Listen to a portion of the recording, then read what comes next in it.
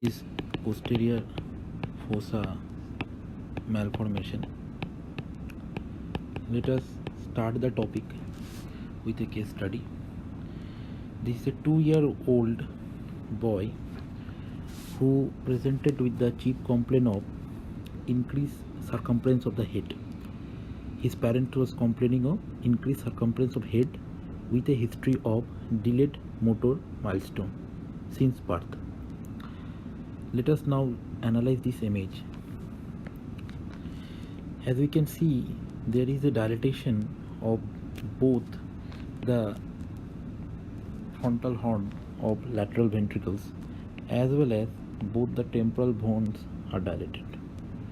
Also note that there is a large cystic structure is present which is involving the posterior fossa.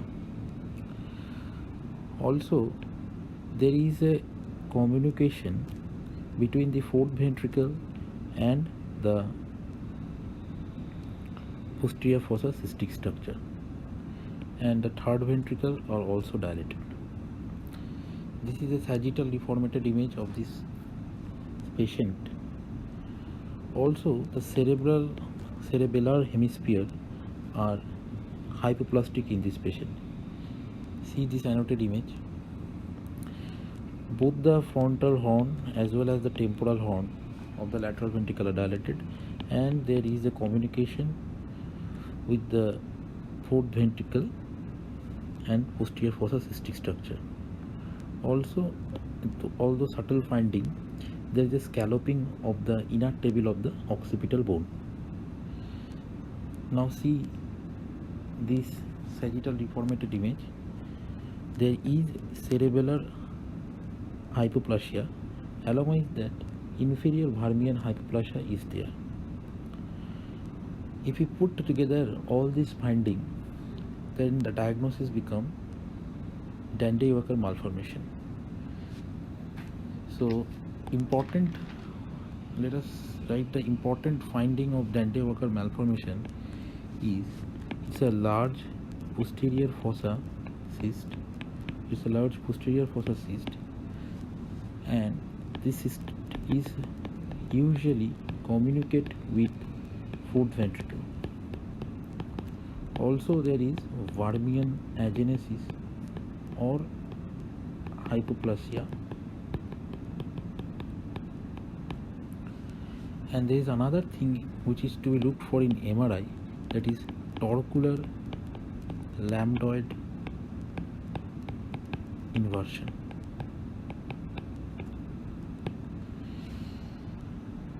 Another point to be discussed here is tegmento-Vermean angle. Normally, this angle ranges between 0 to 18 degree, whereas in case of Dande-Walker malformation, this angle raise up to 45 degree. Let us now see the MRI image of this patient. Just a quick recap. This is a Dande-Walker malformation. There is a enlarged posterior fossa along with the large CSF full C. Just a point that posterior fossa is large in Dande-Walker malformation, whereas another malformation is Chiari malformation. So it's also a congenital malformation, whereas there is posterior fossa is small. So in Chiari malformation, the posterior fossa is small, whereas in Dande-Walker malformation, the posterior fossa is large. Next point is there is a cystic dilatation of the fourth ventricle which is extending posteriorly, and there is hypoplasia of Vermes, and it is elevated over the cyst. Also, there is torcular lambdoid inversion to be looked in mid-sagittal cut section in MRI scan. Now let us look into that MRI scan of this same patient. This is a sagittal T2 image, and this is a coronal T2 image of this patient. And look here, this is a tegmento-Vermean angle I have drawn here, and it comes to approximately 53 degree. So obviously it is greater than 45 degree, which is a supporting point in favor of Dandy-Walker malformation. See,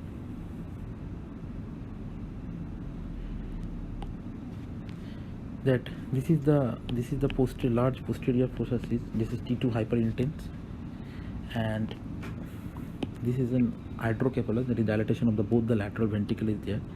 And look, there is the cerebellar Varmian hypoplasia along with hypoplasia of both the cerebellar vermis.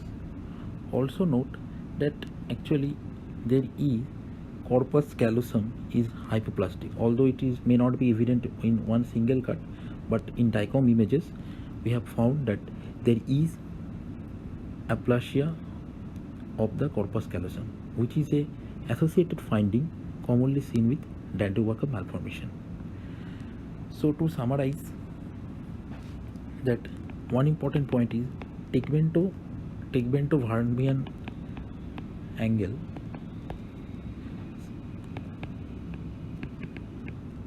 why I am telling it again and again, because it forms a basis of differential diagnosis of various disorders.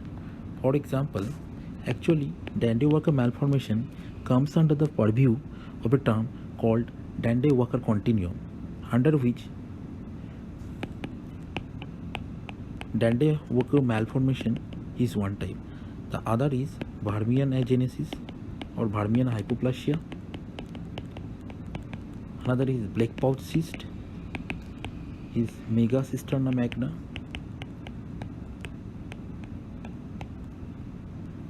And another is arachnoid cyst. Although arachnoid cyst doesn't comes under the spectrum of Dandy-Walker continuum, I just mentioned it because it is one of the differential diagnoses if present in the posterior fossa region. Now,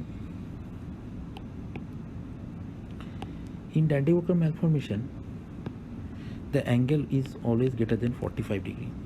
In Varmian hypoplasia, this tegmentovarmian angle comes roughly around 18 to 45 degree.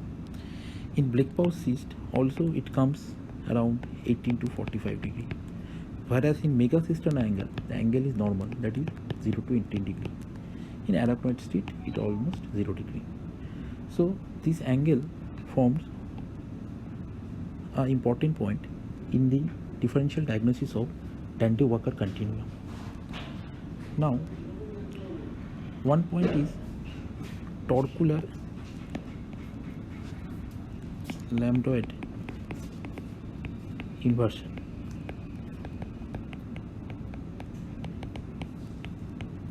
And also, if there is remaining vermis, it is pushed up. Due to this large cyst, this vermis is usually pushed up. Along with that torcular lambdoid inversion means that confluences of the sinuses, that is torcula, it is situated above the lambdoid suture. Another point is there is a scalloping of the inner table of the occipital bone, although it is a subtle finding. So, and Dandy-Walker malformation is the most common posterior fossa malformation. Now, let us see the differential diagnosis of this case. Although it is a very typical case of Dandy-Walker malformation, there is basically no differential diagnosis in this case, but just for sake of the topic, I am discussing some of the differential diagnosis.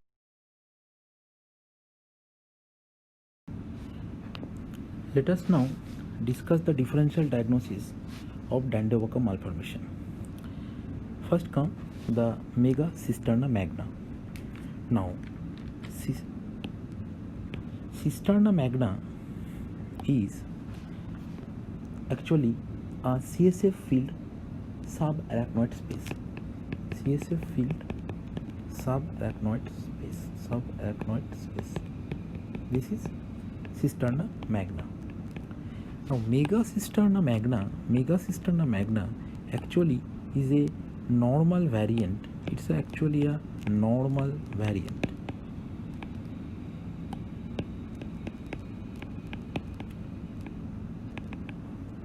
What happened in this case? Firstly, the cerebellar vermis is absolutely normal. Number one is vermis is normal. Second is the tegmentovermian angle is normal. Also, there is no mass effect over the vermis. That means vermis is usually normal in location. What happens is that only there is increase in the diameter of the retrocerebellar CSF space, and that is greater than 10 millimeter. This is the only positive finding in Megacisterna magna. That is that focal enlarged CSF filled subarachnoid space. But the tegmentovermian angle is normal, the cerebellar vermis is normal, and also there is no mass effect over the vermis.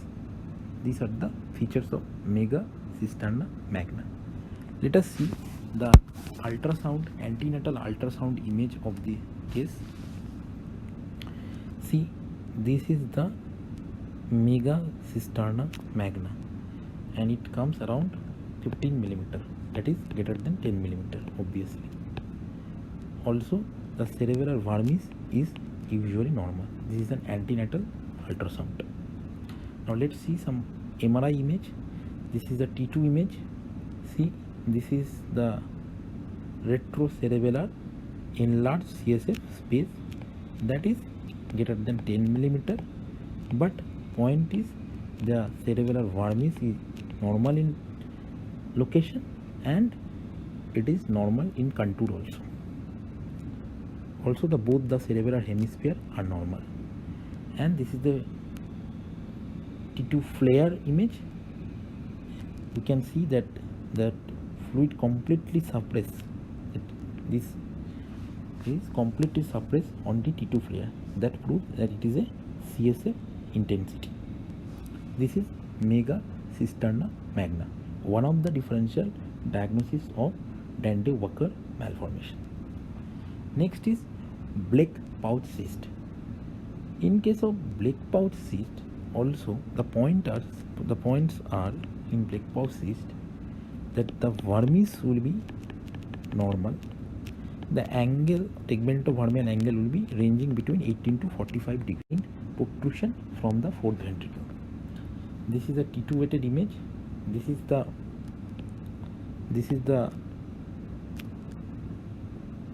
fourth ventricle, and this is the black pouch cyst, that is the protrusion from the fourth ventricle.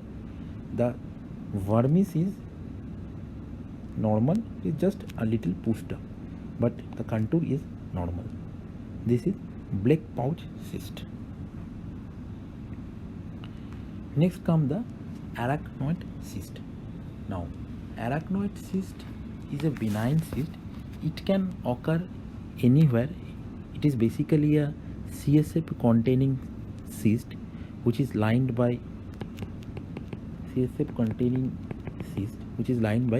flattened arachnoid cells. It can occur anywhere and also in the posterior fossa. Basically, the arachnoid cyst is also a CSF filled cyst. Now, this is the image of arachnoid cyst. This is an T2 weighted axial MRI image. It's a large cyst is there, which is usually retrocerebellar.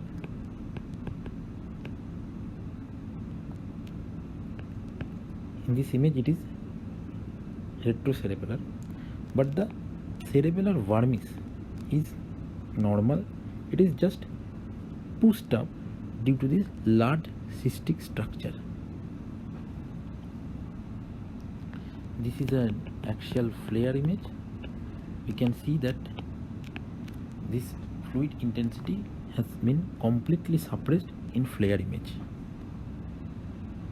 Now, very close differential diagnosis of this arachnoid cyst is epidermoid cyst. How to differentiate then? Can differentiate it with the help of FLAIR and DWI images.